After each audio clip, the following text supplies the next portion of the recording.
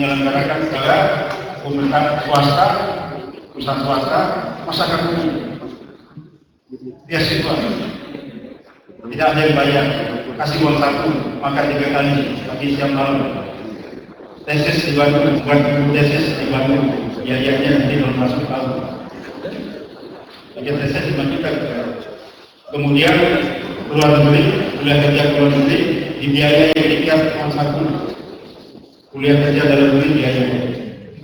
Kami menawarkan kepada generasi muda KMP DKI untuk masuk batas waktu sampai April bulan ini. Hanya satu, karena hanya satu ini. Banyak kemudian inilah sektor lain. Itu alumni sudah dapat ya. Dengan mahasiswa. Jadi kalau kampusnya bagus sekali. Kita punya 2 kampus, satu di Salela untuk S3 2018. Sekarang di situ lagi S2 ada 10 prodi. Lihat di website, baca di sana dan minat kembali. Ditanggung sekali. Keluar dikasih ijazah baru lulus, dikasih sertifikat bela negara 2 tahun belajar, dikasih sertifikat kantor bela negara. Mohon maaf, moderator di sosialisasi.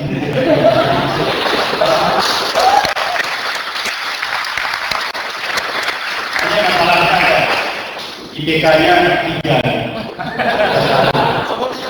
Kalau kita persyaratannya 4.500. Tapi kalau dari KMP kita turunkan.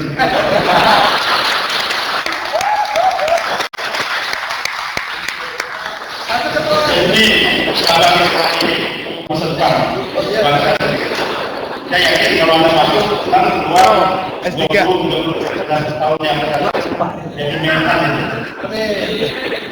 Jadi dia lebih mohon maaf. Assalamualaikum warahmatullahi wabarakatuh.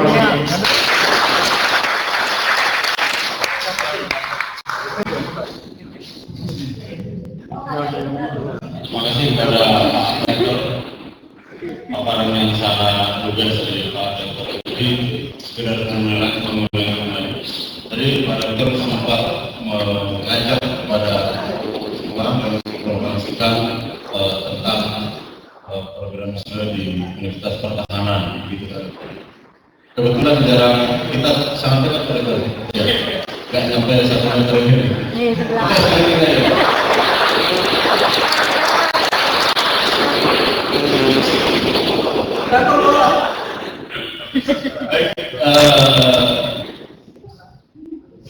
Selanjutnya yang kami berikan kesempatan untuk menyampaikan materi-materinya yaitu Pak Profesor Yudi Haryono.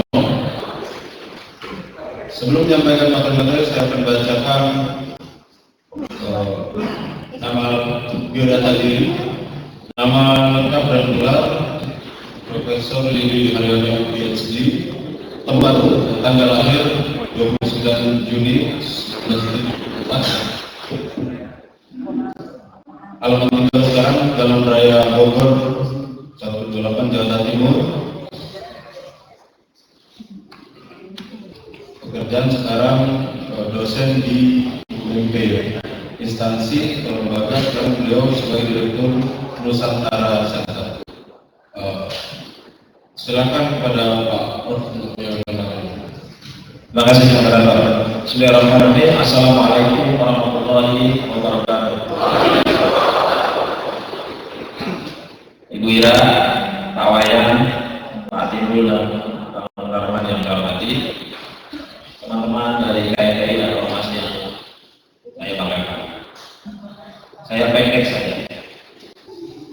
5 tahun kekuasaan Presiden Joko Widodo mengamanahkan kepada saya untuk melakukan satu ada tidak sesuai dengan konstitusi, bahkan melawan konstitusi.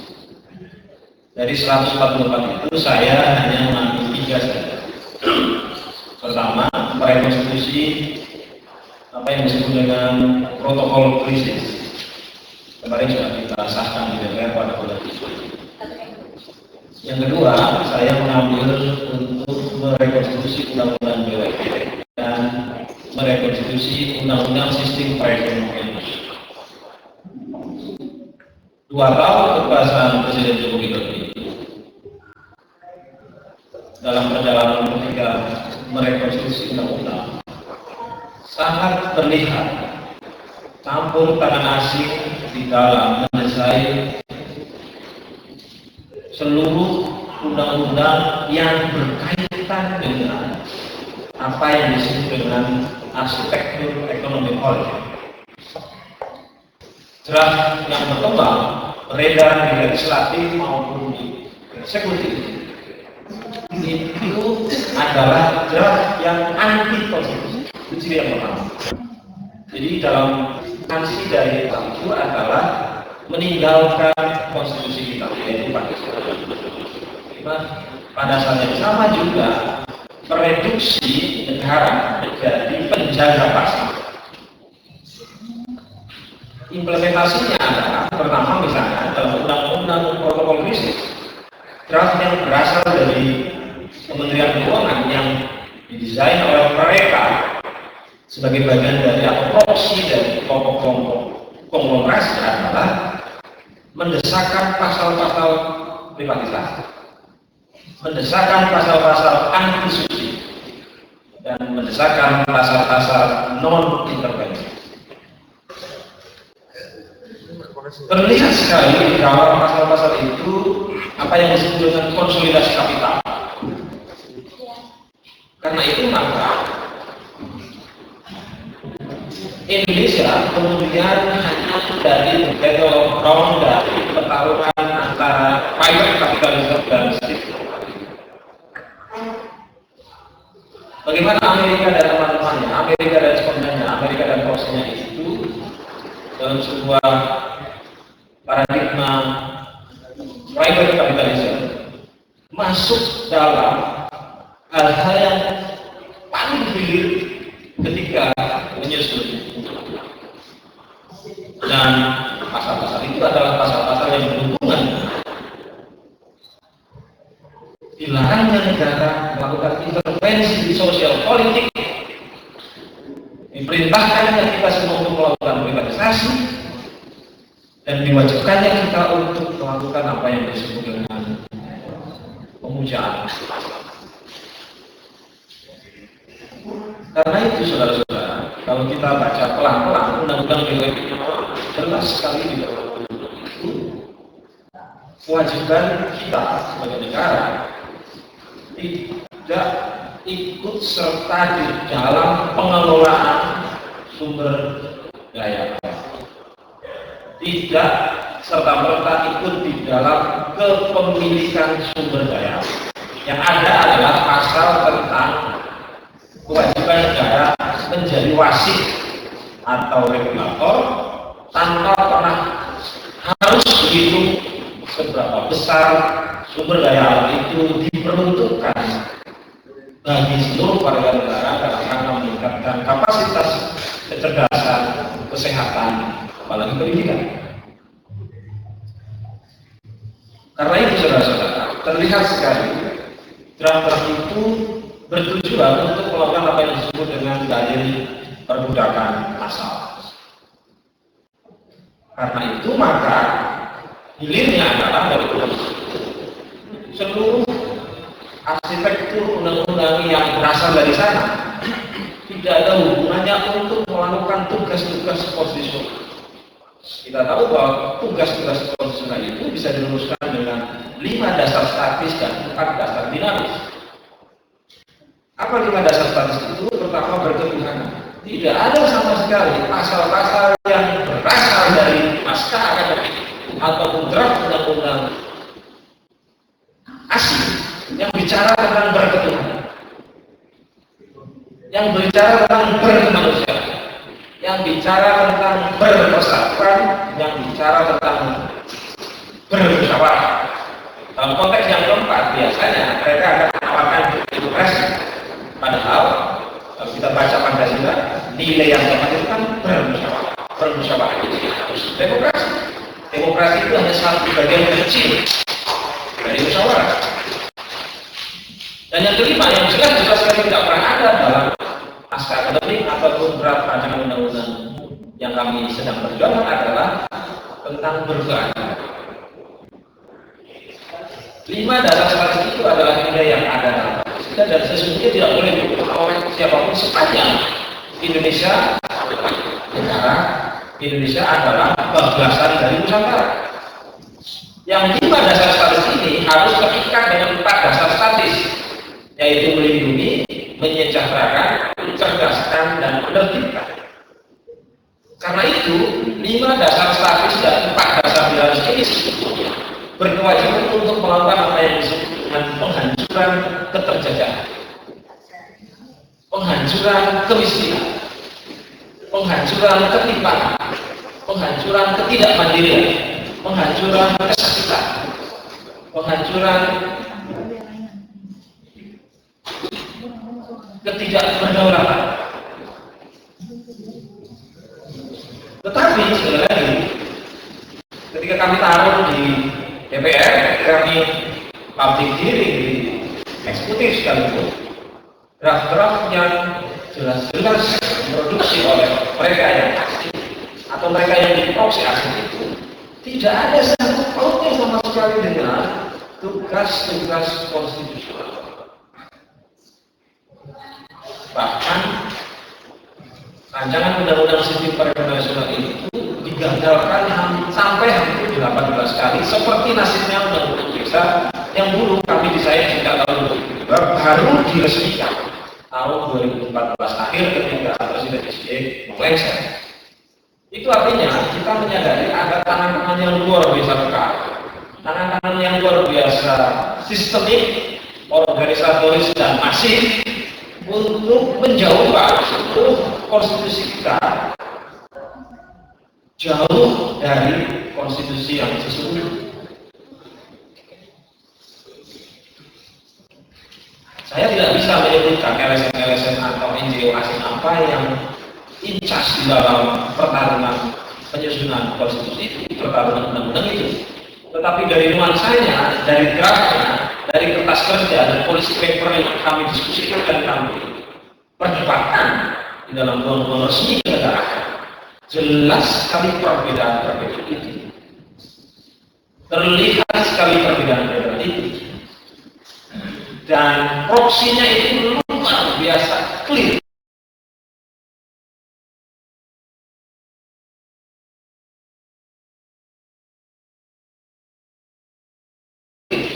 Ambil contoh misalnya tiba-tiba Menteri SDM itu mengatakan pemerintah sudah menyetujui untuk memperpanjang konsesi kontrak karya dengan Freeport. Orang lalu bertanya, ini jubir Freeport atau jubir negara Indonesia? Pengelolaan Freeport menjadi bagian integral dari sumber daya alam milik Indonesia. Tetapi menteri itu tanpa berdosa, tanpa berpikir, kan saya tahu di dalam kepalanya tidak ada pikiran, lancang sekali mengatakan itu, dan saya cek kepada presiden, belum. Saya sebagai presiden belum memutuskan apapun soal itu. Begitu pula ketika bicara tentang blok Masela, dengan sangat lantang dan argumentasi yang sangat parsial saat ada yang dikatakan proksi pengelolaan Blok Masela. Blok Masela adalah ladang gas yang akan dikelola di atas laut karena itu lebih efisien, efektif, dan seterusnya. Lalu orang bertanya, ini orang jubir dari perusahaan tertentu atau jubir dari negara Indonesia? Kalau dia menteri negara Indonesia, kalau dia pemerintahan Indonesia, kalau dia bagian integral dari mereka yang mengerti konstitusi Indonesia, kalimat yang mestinya adalah negara Indonesia telah memutuskan seluruh pengelolaan, kepemilikan dan pemanfaatan Blok Masela dikerjakan oleh Pertamina dalam rangka memakmurkan semakmur-makmurnya seluruh warga negara Indonesia. Kalaupun ada perusahaan asing, instansi asing, agensi asing menerima dalam pengelolaan Blok Masela, apapun namanya disebut sumber daya alam, dia harus tunduk dan patuh pada Pancasila dan undang-undang.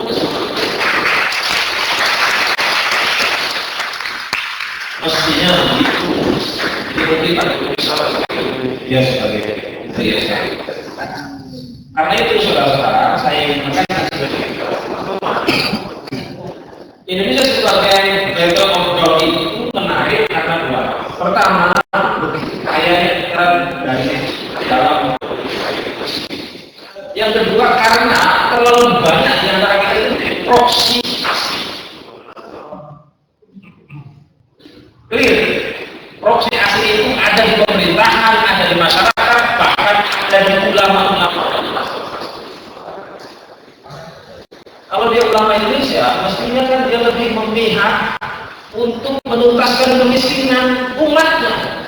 Siapa tiba-tiba dia dengan bangga ingin jihad di negara tertentu, padahal kemiskinan masih banyak sekali di negara. Itu artinya sebenarnya dia adalah proksi aslinya dengan umatnya yang ada di Indonesia. Begitu pula dengan profesi-profesi yang lain. Jadi terlalu kaya. Pada sisi yang lain kita berhadapan dengan mereka yang menjadi bagian kecil dari proksi asing. Itulah mengapa saya sampai yang kemudian sangat terkenal oleh Pak Presiden, revolusi mental. Revolusi mental adalah sebuah upaya solusi. Setiap gundal kolonial, setiap proksi asing, setiap mereka yang menjual tanah dan harga diri bertobat secara masif kembali ke konstitusi dan kemudian melakukan apa yang disebut rekonstitusi yang berbasis pada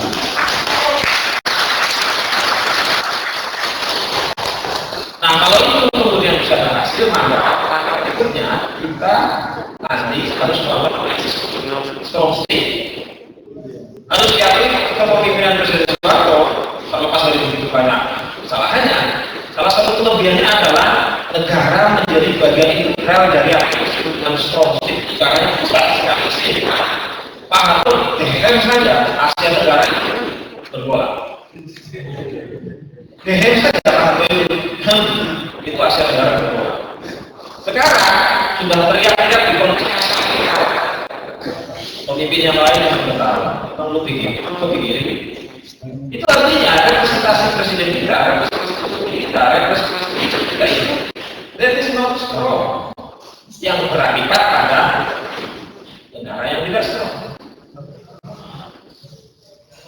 Jadi solusi dari problema kepentingan asing baik dalam ASN maupun korporasi asing itu yang pertama jelas dengan strong state. Clear. Walaupun strong state tidak harus dibikin oleh militer. Karena Pak SBY 10 tahun memimpin juga tidak strong state. Dia bisa juga dari sini, bisa juga dari PNP, bisa juga dari AIT, bisa juga dari yang lain. Tapi memiliki filosofi yang jelas bahwa untuk menghadapi battleground, menghadapi masalah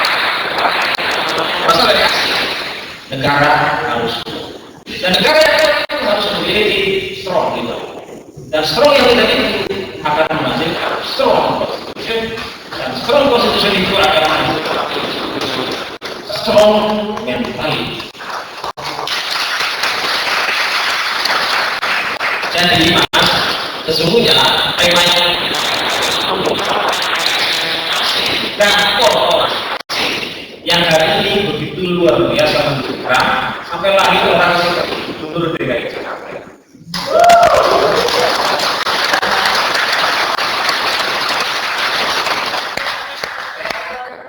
Hati-hati sebab cengkraman asing dalam LSM dan korporasi asing. Kalau dihitung berdasarkan rupiah gampang. Dulu ketika mereka juga bagian dari korporasi asing, bagian dari asing, Anda bayar pajak murah. Sekarang Anda bayar PBB terjangkau. Sekarang dan seterusnya. Jadi sebenarnya cara menghitung apakah strong state, apakah strong leadership, apakah strong konstitusi itu kuat atau tidak, itu bisa diukur berdasarkan kemampuan atau PPP kemampuan masyarakat dan warga negara itu dalam membayar apa yang disebut dengan pasti. Makin mampu maka sesungguhnya yang terjadi adalah strong state. Strong strong leadership, strong constitution, dan strong integrity. Makin tak mampu, makin melekat. Maka itu tanda bahwa kita mengalami yang seperti ini. Lemahnya negara, lemahnya kepemimpinan, lemahnya konstitusi, dan lemahnya mental. Saya berharap kita dan semua yang ada di sini memikirkan lebih mendalam bagaimana caranya keluar dari seluruh labirin-labirin kelemahan yang ada, sehingga kita akan kembali menjadi bangsa yang hebat, minimal seperti kuatnya negara ini ketika dipimpin oleh Pak Karno yang Pak lain dari saya.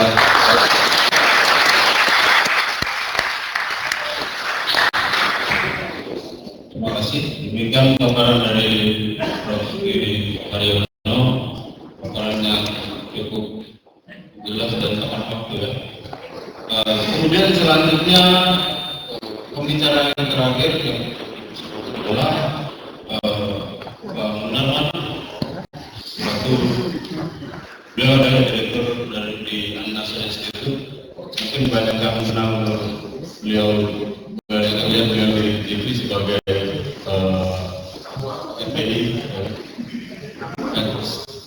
Sebelumnya, sebelum menyampaikan materi, saya ingin membacakan biodata diri dari beliau.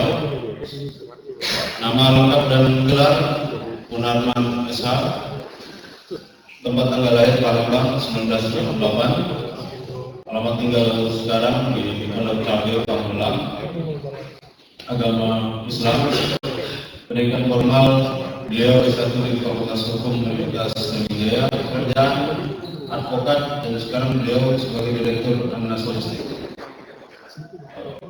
Silakan Pak Munarman untuk menyampaikan materi. Assalamualaikum warahmatullahi wabarakatuh.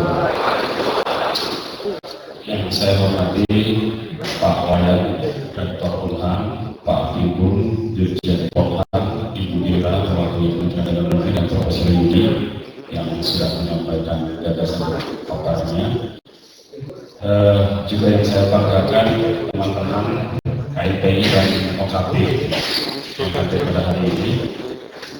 Pertama-tama saya mau mengingatkan kita, posisi kita ini sekarang, kita ini tengah hidup di lingkungan yang boleh dikatakan terperangkap atau terjebak dalam satu perang asimetris atau perang modern. Sebetulnya Kementerian Pertahanan, Angkatan Darat itu sudah merumuskan. Saya kira ini perlu di-endorse lagi Pak Dirjen Polham. Ini ada siapa sengaja saya bawa bukunya karena apa? Dikasih tahu kenapa kali bahwa akan ada bicara dari Unham dan dari Dirjen Polham, maka saya bawa perang modern ini. Ini hasil kajian dari Seskoa tahun 2004 waktu saat diperintahkan oleh Menhan sekarang. Jadi saya kira sangat relevan sekali kalau ini di-endorse kembali ke Pak Menhan untuk diimplementasikan. Saya kira ini luar biasa. Saya kira. Nah, tadi yang disampaikan baik oleh Pak Timbul maupun Pak Profesor Yudi, jadi kita dalam lingkungan perang modern atau perang asimetris yang digunakan oleh katakanlah dalam tanda petik musuh-musuh negara atau lawan-lawan negara ini, tentu saja bukan lagi dengan cara-cara. Nah, kita ingat tadi sempat disinggung tadi oleh Profesor Yudi, kalau kita merujuk pada sejarah. Yang pertama-tama yang tidak boleh kita lupakan, yang menduduki Indonesia pertama kali bukan pemerintah kerajaan Belanda, tetapi VOC. Ya, VOC beli tanah di Pelabuhan Sunda Kelapa, beli di Banten, beli di berbagai tempat pelabuhan. Pertama dia beli gudang untuk barang stocking barang kalau masuk, kemudian lama-lama dia tempatkan pasukan keamanan jadi beli sendiri. Jangan lupa ya, saya tidak tahu apakah nanti yang pulau-pulau di utara pantai Jakarta itu sebagai pintu Paulinan ya. Itu kita belum tahu dan itu hanya bisa dibaca nanti kalau ada analisis dalam. Pertama.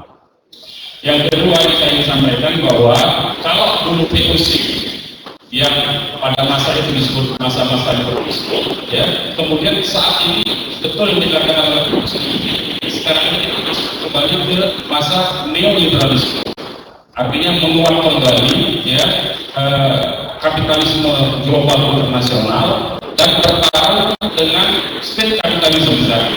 Itu yang terjadi. Kapitalisme global dalam bentuk multinational corporation itu datang dari perusahaan-perusahaan barat yang bermarkas di luar. Sementara state capitalism itu diwakili oleh Republik Rakyat Cina dan Singapura, tetangga kita terdekat. Singapura hampir seluruhnya Singtel dan Temasek itu yang mengendalikan seluruh bisnis ekonomi. Dan tangannya ada di Indonesia semua, ya. Nah, jadi ini fakta yang sedang kita hadapi. Itu yang kedua. Yang ketiga, saya kira dalam rangka perang global, multinational corporation dengan state capitalism, Indonesia sengaja dalam petik, ya, sengaja menyediakan dirinya menjadi tempat perang asimetris, ya, menjadi tempat perang asimetris. Sejak lama kita tahu, ya, Indonesia dari pertarungan misalnya contoh tambahin, pertarungan dalam membuat regulasi atau perundang-undangan di negara ini itu ada yang endorse dan bahkan negara asing menyediakan lembaga pendidikan, lembaga studinya. Sampai dengan tahun 2007 di DPR RI itu ada satu kantor administrasi yang berfungsi untuk membuat draft akademik seluruh undang-undang yang ada. Ya, baru 2008 diusir oleh DPR. Hasil DPR 2009 kalau nggak salah, clearnya itu. Dan mereka waktu itu punya program, ya, itu namanya TV Parlemen. TV Parlemen itu mendokumentasikan yang baiknya yang begitu, ya, mendokumentasikan seolah-olah seluruh pembicaraan diskusi baik di rapat terbuka maupun rapat tertutup. Dan dokumentasinya itu langsung selesai rapat karena dia sifatnya elektronik, itu 5 menit setelah rapat itu data pembicaraan langsung ke sana ke negara yang dibiayai. Jadi kita ini sudah bobol-bobolnya. Saya juga mau cerita ada bantuan yang masuk dengan program yaitu digitalisasi atau komputerisasi dokumen-dokumen negara di Senat waktu itu, ya, lewat hibah. Nah, kalau dia digitalisasi itu semua seluruh dokumen kenegaraan kita di scanning, ya, dimasukkan dalam itu, dan kemudian itu tentu saja kan bisa diakses dengan gampang secara elektronik. Seluruh alatnya tadi Pak Wali sudah cerita. Kalau ada hibah, itu yang dihibahkan itu alatnya, belanja alatnya pun belanja ke negara mereka lagi. Jadi kalau kita dari aspek pertahanan seperti ini, kalau sebetulnya, nah, sehingga kita mesti tahu sekarang itu contoh-contoh modus operandi betapa negara ini sebetulnya ibaratnya akuarium bagi negara asing, bagi perusahaan asing. Bahkan Undang-Undang Sumber Daya Air nomor 7 tahun 2004 itu adalah barter resmi dalam hukum yang ditandatangani oleh negara kita, barter sebagai barter keuangan harus diswastalisasi untuk MK membatalkan nomor 7 tahun 2004 tentang sumber daya air. Jadi banyak sekali sebetulnya, ya, yang modusnya. Pertama, modusnya tentu saja mereka dalam rangka perang asimetris ini memaksakan nilai-nilai norma-norma baru, di mana norma-norma itu akan dianut oleh negara target seperti Indonesia, sehingga tanpa sadar baik saya termasuk, ya, yang paling banyak bantuan mengubah tata nilai dan normanya, ya, mengubah tata nilai dan norma mengikuti apa negara yang menjadi mempengaruhi negara seperti Indonesia, ya. Jadi pertama-tama yang diubah adalah tata nilai dan norma. Jadi mereka masuk ke dalam aspek cara berpikir, paradigma berpikir, dijelaskan dalam buku ini. Clear menurut saya. Kembali ke clear, mengubah cara berpikir masyarakatnya. Nah, masyarakat dalam masyarakat ini mereka targetkan. Kalau dalam dokumen yang terbaru yang dikeluarkan oleh Rand Corporation, ya, Rand Corporation, sebuah lembaga penelitian yang bekerja dengan beberapa lembaga, termasuk dengan TSM yang bisa saya tunjuk, ya, itu mereka mentargetkan jadi satu, mengubah paradigma berpikir, yang kedua menciptakan agen-agen persuasan yang sebetulnya. Dengan cara apa? Dengan cara beasiswa, dengan cara kursus, dengan cara program visitor, itu banyak sekali. Ya, dengan cara program-program bantuan. Bahkan perguruan tinggi itu kita lihat ada perguruan tinggi Indonesia yang tidak ada, yang cuma tidak ada itu semua punya corner, ya, American corner, semua. Jadi mereka masuk dengan cara yang halus sebetulnya. Prosedur. Cuma kita nggak sadar bahwa itu prosedur. Ya. Jadi modus pertama paradigma diubah, modus kedua itu diciptakan cara mereka atau agen-agen profesinya. Yang ketiga baru masuk ke program-program bantuan. Kalau pemerintahan mereka masuk ke badan hutan, ya, lewat hibah dan hutan. Dalam konteks state capitalism melawan multinational capitalism tadi, yang bisa saya sebut misalnya sekarang ini praktis dimenangkan misalnya dalam beberapa proyek, dalam proyek-proyek infrastruktur, proyek-proyek pabrik, itu misalnya dengan proyek yang disebut dengan turnkey project. Turnkey project, dana dari Cina, RC, masuk dengan alat-alat dari RC, bahkan tenaga kerjanya dari RC. Jadi semua terjadi. Itu kan sebagai lagi, misalnya, kemudian mereka membangun Indonesia, sehingga Indonesia mendapatkan dalam bentuk infrastrukturnya, tapi harus bayar dalam waktu 3 tahun. Itu tidak bayar. Ya, itu tidak bayar. Nah, ini itu terjadi sudah, kalau udara penyakit itu sudah sifatnya kronis, sudah kronis. Sejak dulu ada, dulu saya sudah disebut di DPR. Kemudian Bapenas kita itu tempat konsultasi berkantor, Bapenas itu tempat konsultasi berkantor. Nah, LSM ini memang kalau ya, saya 12 tahun. Sangat menarik, LSM ini menjadi agen yang menyebabkan isu. Saya mau rahasia Pak sedikit, ya, pengalaman saya lalu. Isu misalnya reformasi sektor keamanan itu didesain langsung oleh yang namanya Partnership for Government Reform. Saya waktu di LBH kita programnya Pak. Memang tugasnya cuma apa? Cuma untuk kampanye. Jadi anak-anak alhamdulillah saya sudah bertobat, ya. Alhamdulillah. Jadi memang ada ini cuma pakai isunya, endorse isunya, ya, supaya isu naik ke permukaan. Setelah isu naik ke permukaan, mereka sudah punya agen juga di dunia media, di dunia informasi, sehingga begitu liputannya pasti harus liput. Bahkan ada beberapa jurnalis itu memang disekolahkan dan menjadi kolumnis. Anda tahu beberapa minggu yang lalu kita lihat misalnya dalam rangka normalisasi Indonesia, beberapa jurnalis senior bertemu dengan Netanyahu. Itu dalam konteks dalam rangka supaya menormalisasi dengan bukan secara resmi sebetulnya. Ya, nah, jadi cara-cara itu kita boleh nanti ada yang akan terlihat perlunya hubungan dengan Israel dalam rangka ekonomi sehingga naik sudah dimuat, sudah disambut teman-teman mereka yang ada di media untuk mensuarakan isu. Jadi samanya rapi. Jadi mereka kalau enak sekali sebetulnya nonton segera untuk itu teriak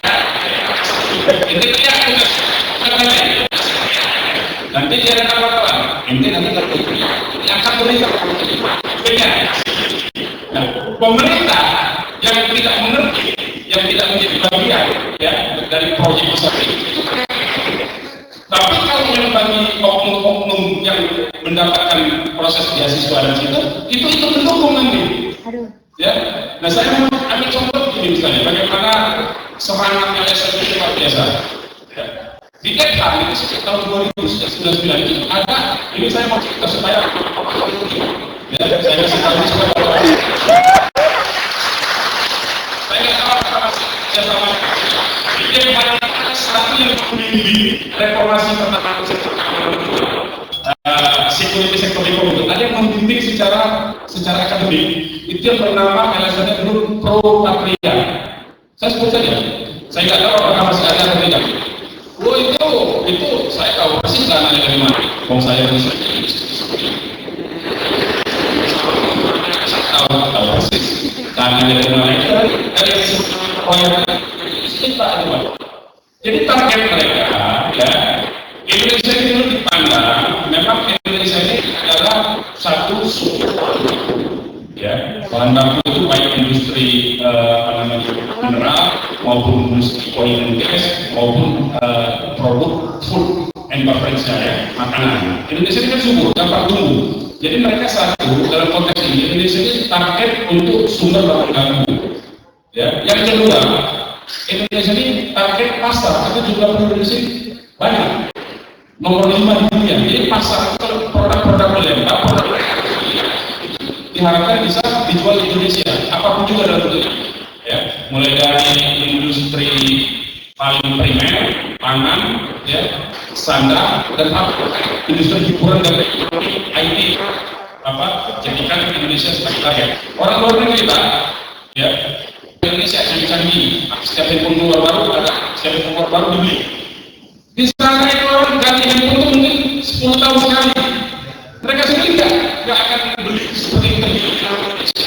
Nah, jadi Indonesia ini pasar yang tipu dan sumber bahan baku yang tipu. Dalam konteks itu sebetulnya support tadi perang modern tadi. Jadi kalau kita tidak punya data, kita tidak punya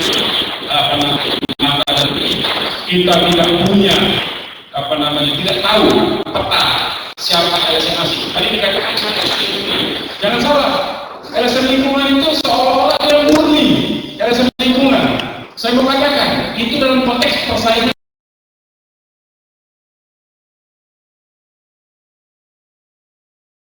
global. Kenapa persaingan global? Supaya industrinya terlalu mengeksploitasi supaya tidak mampu, karena kita kan sebenarnya yang tidak murah, supaya tidak mampu menyaingi industri yang kita buat, karena mereka sudah mahal. Kalau industri Indonesia tumbuh yang berbasis sumber daya alam, maka itu akan lebih murah harganya. Kalau itu dijual dalam produk jadi, mereka kalah besar. Sehingga untuk menghambat ya, industri kemajuan industri Indonesia yang berbasis pada isu lingkungan lain saja. Jadi kita ini banyak yang tidak sadar dengan permainan kata-kata itu sebetulnya.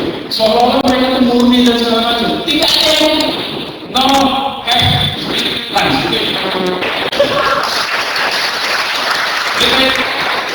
penting sekali.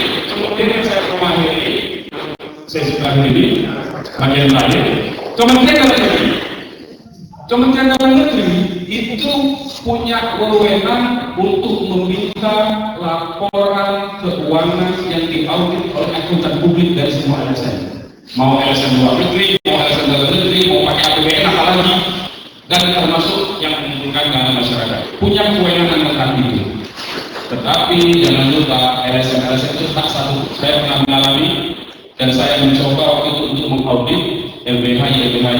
Saya audit, saya laporkan, saya umumkan ke kau, ya, dengan membayar tentu saja. Malah saya dimarahi. Malah saya dimarahi.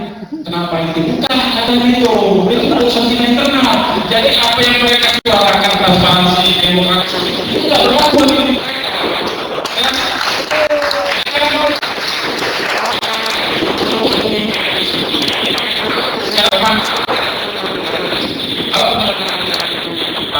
Kalau pernah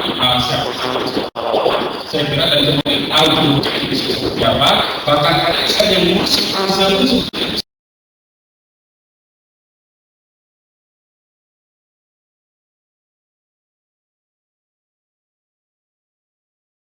studi kita ini. Karena saya punya data di salah satu kabupaten di Pulau Sumatera itu ada satu lembaga Inggris yang membeli tanah itu dilestarikan. Dilestarikan oleh dia. Tapi kalau itu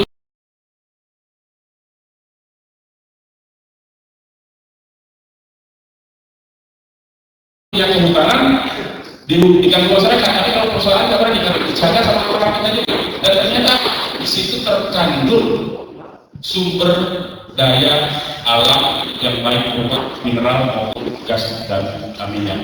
Jadi kita yang agak lugu-lugu lah ya, itu yang terkandung dengan kita karena dipikir bahwa barat asal kita ini bodoh karena kita saya kira PR terbesar kita membangkitkan rasa namanya bela negara bagaimana menunjukkan kebanggaan kita terhadap Indonesia itu punya Indonesia punya baik dari sektor makanan maupun sektor mineral maupun sektor tenaga kerja. Artinya kalau Indonesia tapi kalau Indonesia asimpris ya, termasuk beberapa misalnya masuk ke dalam sektor pemerintahan, maka tentu saja Indonesia mesti dimakan. Saya kira begitu. Terima kasih.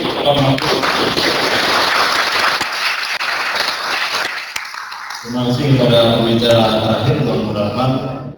Demikianlah para pembicara semua telah menyampaikan materi-materinya masing-masing.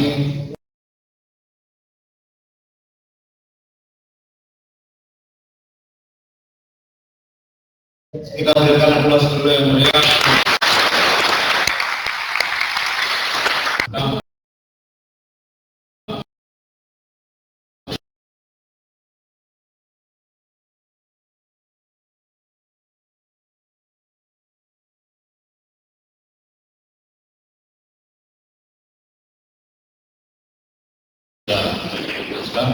Kemudian sesi yang kedua adalah sesi tanya jawab.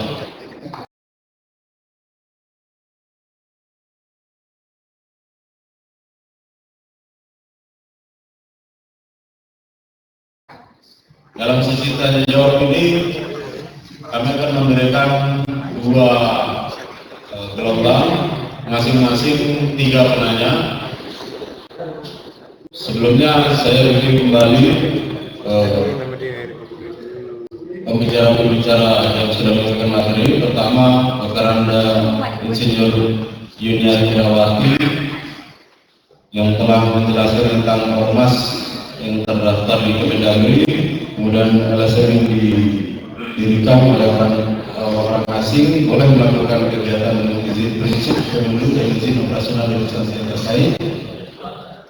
Kemendagri juga sudah pernah melakukan blocking terhadap LSM asing yang dinilai negatif. Itu dari pembicara pertama. Kemudian pembicara kedua, Dr. Timbul Siaan, beliau sudah mengatakan tidak ada data yang pasti tentang LSM, namun ada 13.000 LSM itu dari data Kemendagri.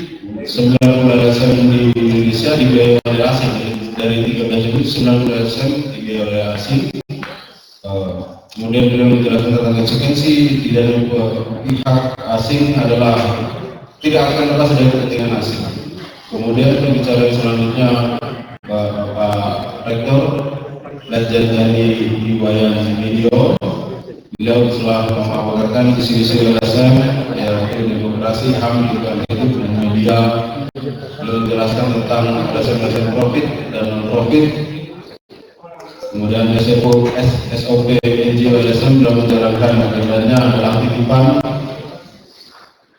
Kemudian pada pembicara selanjutnya Profesor Yudha Hardono telah memaparkan tentang korupsi asing. Bahayanya asing mereka tidak berbicara soal berketuhanan, tidak berbicara soal kemanusiaan. Asing selalu bicara soal demokrasi, padahal demokrasi adalah bagian kecil dari musyawarah.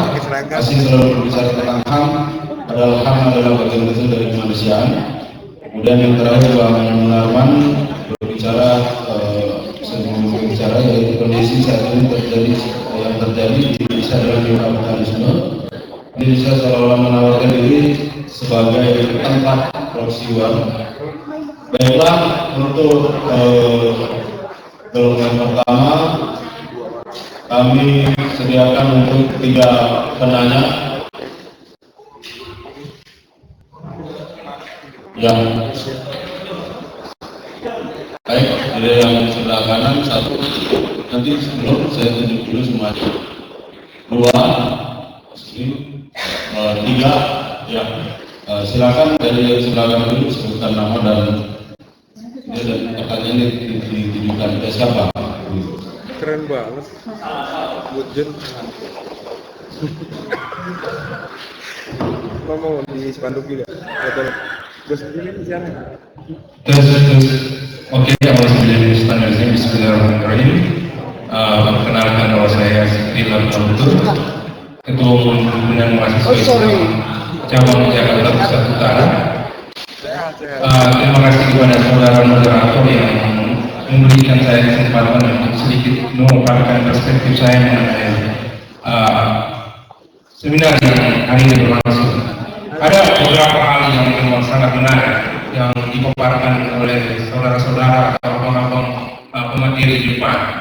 Tapi hemat kami dalam melihat sesuai dengan fokus yang kita seminarkan hari ini, bahwa dalam kita Republik Indonesia kita sudah dengan sadar memiliki demokrasi sebagai landasan kita negara. Otomatis apapun elemen yang terkandung di dalam nilai-nilai demokratisasi itu secara sadar kita menerima. Ada beberapa instrumen di dalam demokratisasi itu, salah satunya adalah civil society. Tetapi hari ini tugas dari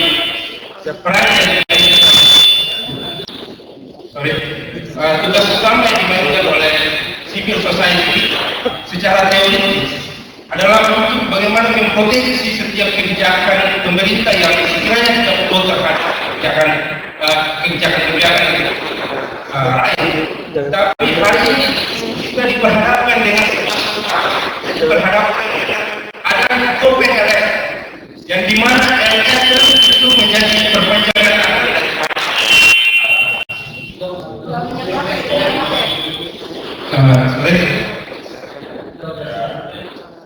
justru election menjadi sebuah perpanjangan tangan atau menjadi cicungut daripada ada beberapa tawaran yang juga kami tawarkan pada kesempatan hari ini, terutama fokus tawaran kami kepada pihak yang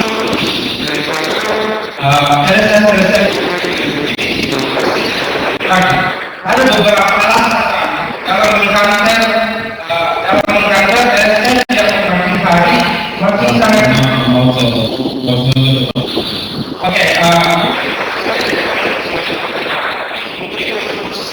efektif bagaimana mengkanter LSM yang pro terhadap dalam rangka saya lihat strategi dalam mengkanter LSM yang punya kedekatan secara emosional antara pihak luar.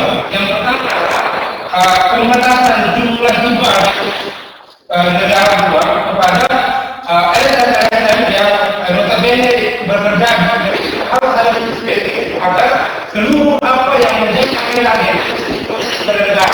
Maka hal yang pertama bagi saya adalah mengatur spending dalam pemberian hibah aku terhadap yang alasan yang kedua atau saran yang kedua bagi kami yang efektif adalah adanya transparansi. Kementerian harus memfasilitasi, kementerian harus hadir, bagaimana bisa mendorong agar seluruh bisa transparan dalam hal membuka kepada publik apa dan bukan anggaran yang diberikan oleh lembaga-lembaga kan untuk buka pertanyaan. Artinya ini adalah harus ada transparansi dari LSM terkait dana juga yang diberikan oleh negara. Itu saja dari kementerian yang telah mengingatkan. Langsung dijawab kita semuanya ya. Karena tadi pertanyaan untuk penanya kita tidak berdua sesi, tapi kita masing-masing dari sini sudah 1, 2, 3, dan nanti yang berikutnya adalah barisan yang paling sebelah kiri saya akan menjawab. Selanjutnya yang berikutnya yang mana?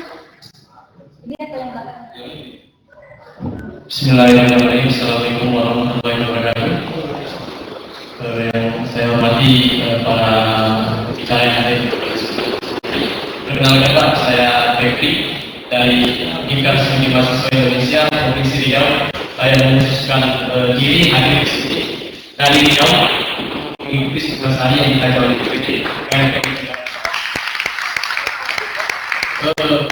bicara tentang peran SMA. Kami di Riau ada yang SMP yang selalu mengamalkan tentang isu-isu. Nah, kami juga sebagai warga LSM masih hanya ini disusun oleh kepentingan. Nah, pentingnya kita tahu baik itu minyak, batu bara, tambang, gas, secara khusus hutan, lingkungan. Hari ini ya perlu kami dikalkulkan merasakan asap, kabut asap yang ini disebabkan perusahaan-perusahaan. Nah, ini yang tidak ada LSM asing yang bisa berfungsi membantu kami terkena apa yang disampaikan lingkungan Republik Indonesia berbayar itu kami mengiyakan. Nah, ini yang ingin saya sampaikan, bagaimana gerakan dari pemerintah dalam hal ini pimpinan Bapak Jokowi, bagaimana menjaga para anak-anak muda yang ada di kantor LSM jauh bagaimana selalu isu lingkungan, dan itu hanya manis dan kami Riau kepentingan perusahaan asing seperti perusahaan kayu, perusahaan gas, Sinar Masuk itu punya asing dan asing. Hari ini diberikan kepada pemerintah dan untuk anak-anak Riau yang ada di dalam tulis. Ya, terima kasih.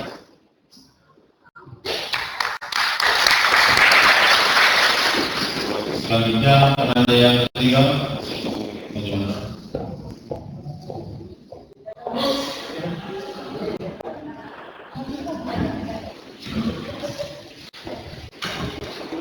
Bismillahirrahmanirrahim. Assalamualaikum warahmatullahi wabarakatuh. Nama saya Adi Kurniawan. Afiliasi saya sangat besar sekali di Alhamdulillah Pancasila. Saya juga alhamdulillah pada saat ini saya terang Pak Wayan, Pak ini saya juga bekerja sebagai staf dari DPR. Pada sore hari ini saya juga ingin minta ilmu tentang peraturan dan isu-isu yang ada di sini. Sebelumnya saya ingin menyampaikan ini Pak, saya waktu mengikuti arahan dari Pak Gatot Ketua Panglima PNI pada saat itu hadir di DPR bahwa Indonesia ini the next generation. Beliau mengatakan seperti itu karena kita punya 130.000 liter minyak yang diambil setiap hari. Kalau di Arab Saudi atau di Timur Tengah itu 200 50.000 liter minyak per hari. Yang kedua yang lagi sekarang heboh itu di laut Cina Selatan. Jadi artinya sudah mulai bergeser sebuah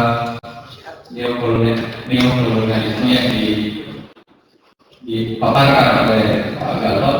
Ini bisa jadi mengarah ke Indonesia. Membongkar LSM. Kami kalau kita berdiri pada pilar demokrasi, tentu kita sadar masyarakat harus juga bisa memberikan suara kepada kekuasaan. Saya tidak bisa menilai bahwa ini NGO abu-abu, di sini NGO putih, di sini NGO hitam. Tetapi kita punya namanya koridor hukum. Kan sedih Pak. Jadi saya kalau masuk di staf DPR, yang dulunya saya dapat betul Pancasila kita punya 36 butir, tapi sekarang sudah berubah menjadi 43 butir. Undang-undang dasar kita sudah bukan dalam satu konstitusional nasional berubah sedemikian rupa sehingga kita sudah 16 tahun. Bukan menjadi suatu negara yang lebih baik, tetapi kita malah kekalahan menjadi negara yang baik. Itu masalahnya. Sehingga saya menganggap kalau kita berpegang pada koridor hukum dan penegakan hukum serta kewibawaan pemerintah satu pemegang kekuasaan, saya yakin NGO ataupun LSM juga akan memberikan fungsi kontrol yang konstruktif. Saya khawatir di sini lebih LSM bungkam atau LSM nanti yang bicara baik kita anggap bahwa dia adalah koalisi. Kita punya PPATK, kita juga punya investigasi cyber.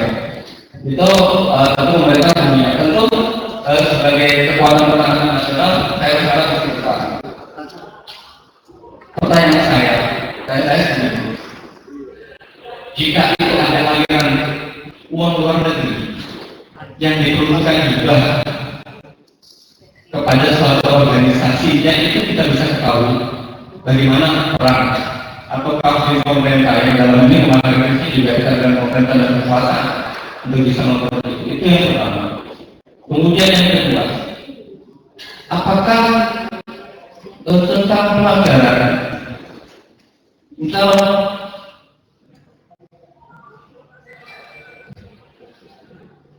wibawa pemerintah. Jadi blok konselah dan offshore dan onshore itu menurut saya kan ada wibawa pemerintah.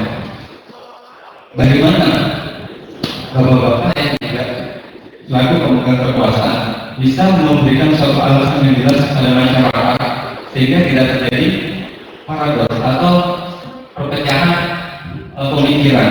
Itu saya ingin tanya dulu kepada Pak Wayan bagaimana untuk mencapai keputusan nasional baik dari cyber, baik dari satu intimidasi teroris, bahkan sekarang ada bioterorisme berkat obat yang kita minum bisa jadi itu adalah biologisnya bisa dan kita berletak dan pada pada pemerintah mungkin saya melaporkan di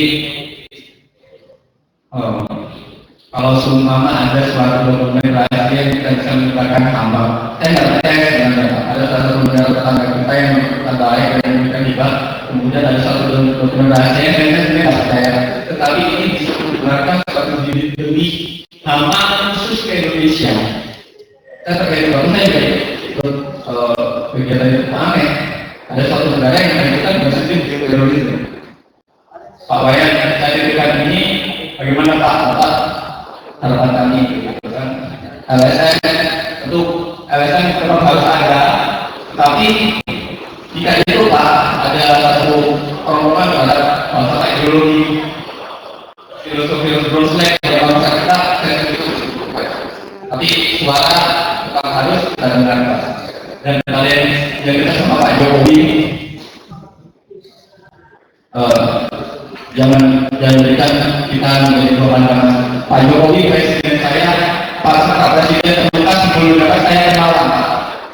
Saya kenalan karena Pak Presiden sudah menjadi presiden walaupun saya itu Prabowo. Tapi Pak Jokowi adalah ibunya, tapi presiden sebelum negara. Jadi saya mohon pemerintah juga bisa memberikan satu kebebasan sehingga masyarakat tidak perlu. Mungkin itu terima kasih. Mohon maaf.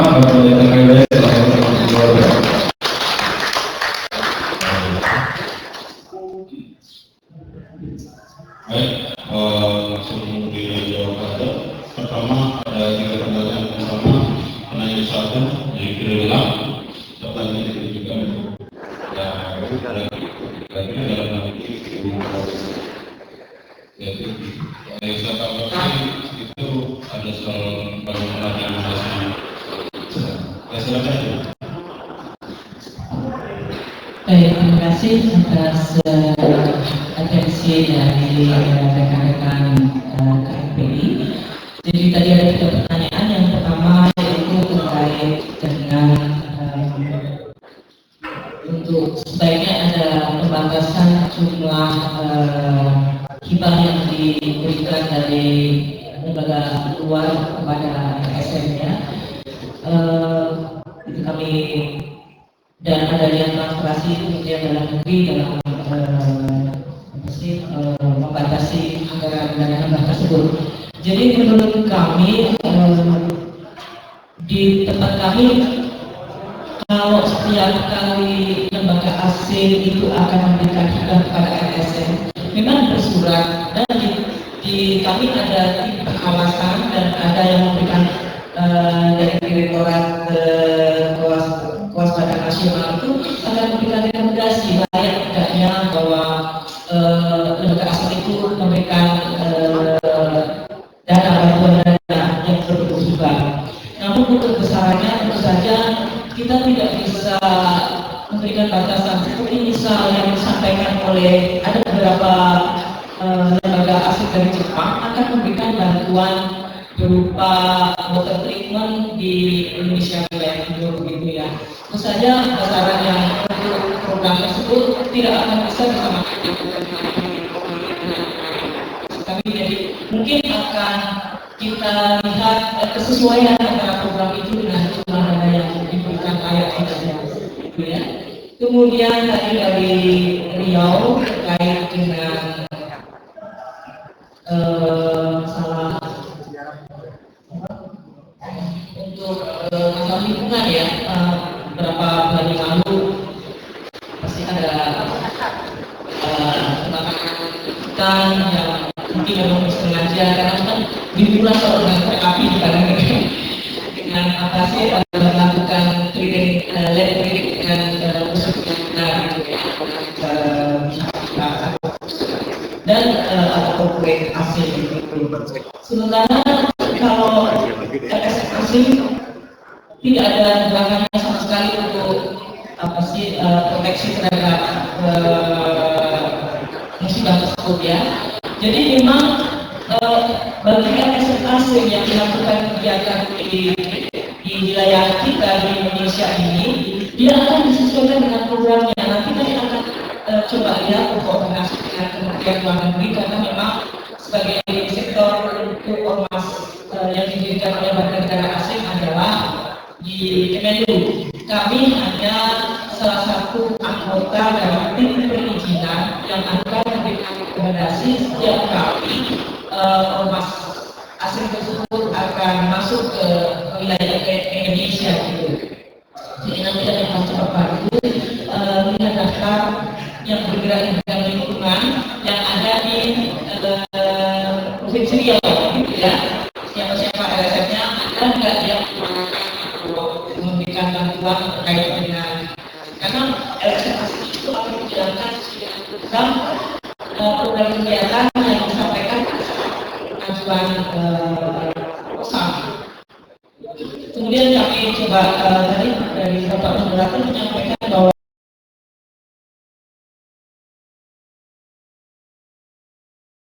Kementerian Dalam Negeri Bapak coba luruskan karena Kementerian Dalam Negeri adalah sebagai salah satu jadi yang mengeluarkan itu adalah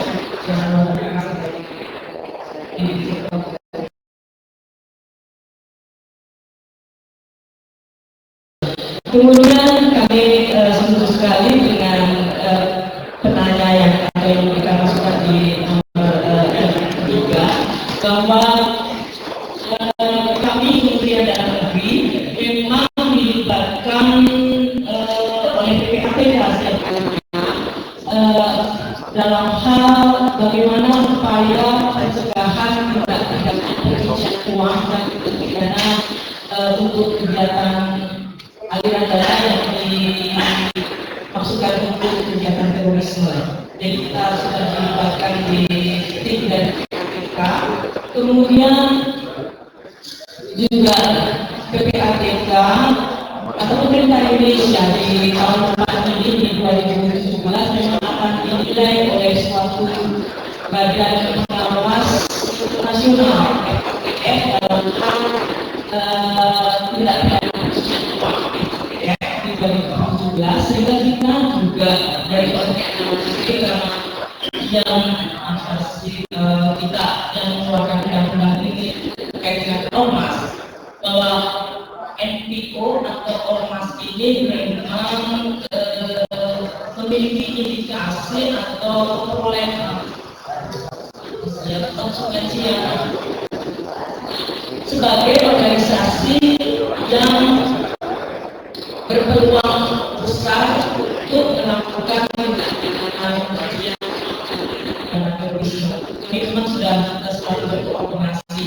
Seperti tadi telah kami sampaikan juga bahwa PPATK menyampaikan kepada kami informasi bahwa salah satu LSM yang kami sebutkan itu memperoleh bantuan dari LSM ini untuk melakukan kegiatan terorisme. Sehingga kami tidak lanjuti, kami cek apakah LSM tersebut terdaftar di atau dia berbadan hukum. Kami cek organisasi tersebut berbadan hukum, jadi kami memang untuk yayasan ini nomor berapa dan sebagainya data dari ormas tersebut. Kemudian kami tahu juga bahwa yang bersangkutan ini sebagai kalau di Kemensos itu LKS, lembaga, sehingga kami juga bekerjasama koordinasi dengan Kemensos bagaimana sekolahnya. Pada saat pertemuan itu kalau dari Intercam maupun dari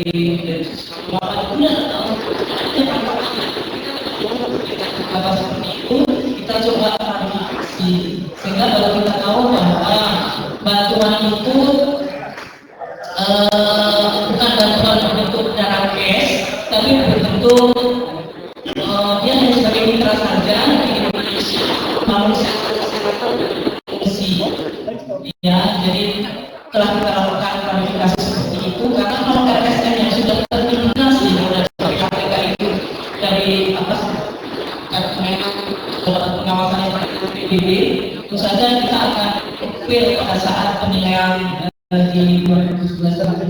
Jadi kalau belum ada informasi tersebut, malah justru kami ya bahwa LSM ini karena bahwa di Undang-Undang 17/2015 itu memang ada beberapa tambahan karena tidak ada kewajiban bagi ormas untuk mendaftarkan. Nah itu yang kami kesulitan sekali ya untuk bagaimana mendaftar cuma LSM membangun karena data ini pun juga diperlukan bagi kita untuk dalam rangka menghadapi penilaian nantinya oleh lembaga pengawas aliran dana tersebut.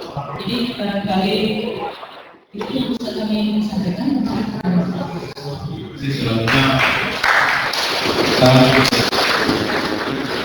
Selanjutnya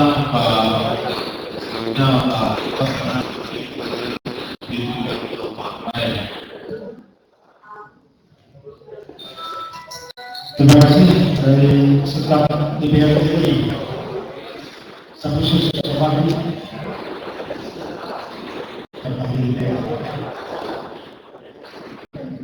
ada dua hal yang ditanyakan. Yang pertama, bagaimana menyikapi ASN asing maupun ASN kita yang evaluasi nasional. Yang kedua, dalam konteks bagaimana menjaga keberagaman kebijakan hasilnya ke depan.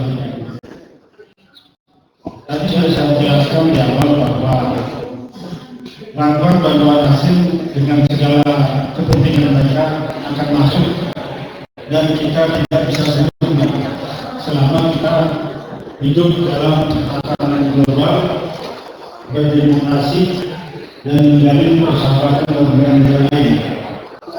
Kalau tatanan itu dijaga, maka mau tidak mau itu akan terjadi. Sebaliknya kita pun kalau punya uang akan melakukan hal itu juga.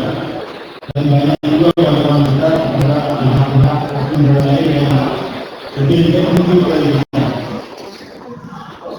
Berkaitan dengan itu, tadi saya sebutkan juga bahwa hanya sistem yang bisa mengendalikan ini. Aspek hukumnya bagaimana, tadi juga Bapak Profesor menunjukkan dan juga bersampaikan terjadi jauh ini. Yaitu kalau sebagai negaranya Bapak kita, Dewan Kehormatan kuat, saya yakin tidak terjadi ini. Tapi siapa yang tidak sibuk atau melihat uang hijau dari mana? Itu masalahnya di sana. Masuk bahwa dikendalikan tadi disebutkan situasi memang benar itu terjadi.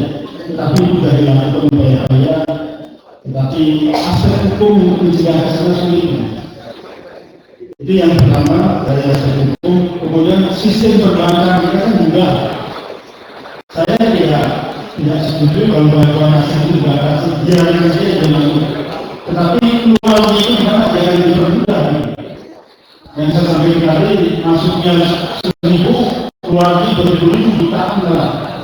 Dan itu banyak dokumen atau presentasi perapatan menunjukkan banyak yang asing menurut keuntungan dari Indonesia dan kurangnya di sana manajemen perbankan kita membebaskan masalah-masalah keuangan itu keluar masuk.